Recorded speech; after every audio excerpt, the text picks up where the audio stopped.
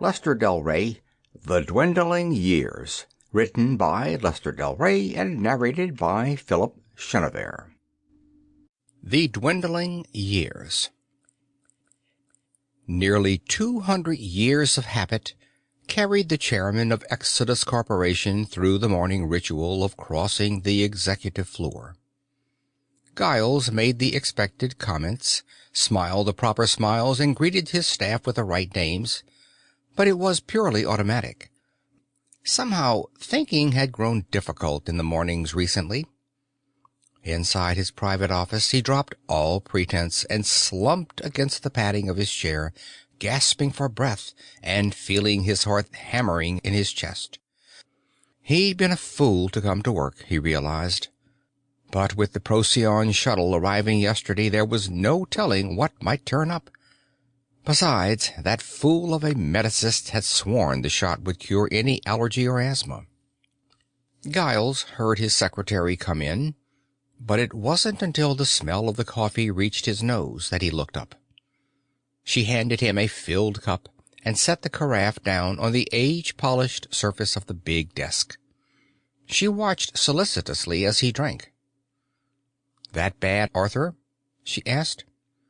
"Just a little tired," he told her, refilling the cup. She'd made the coffee stronger than usual, and it seemed to cut through some of the thickness in his head. "I guess I'm getting old, Amanda."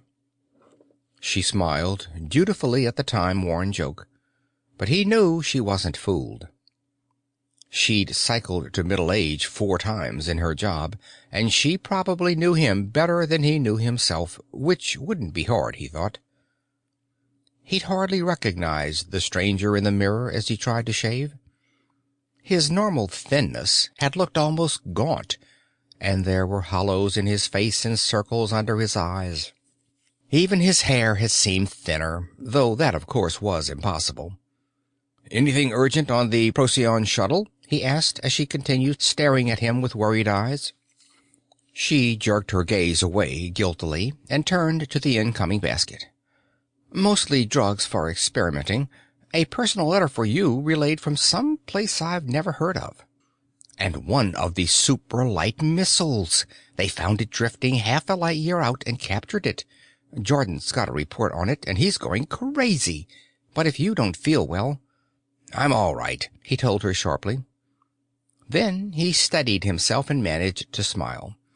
"Thanks for the coffee, Amanda." She accepted dismissal reluctantly. When she was gone, he sat gazing at the report from Jordan.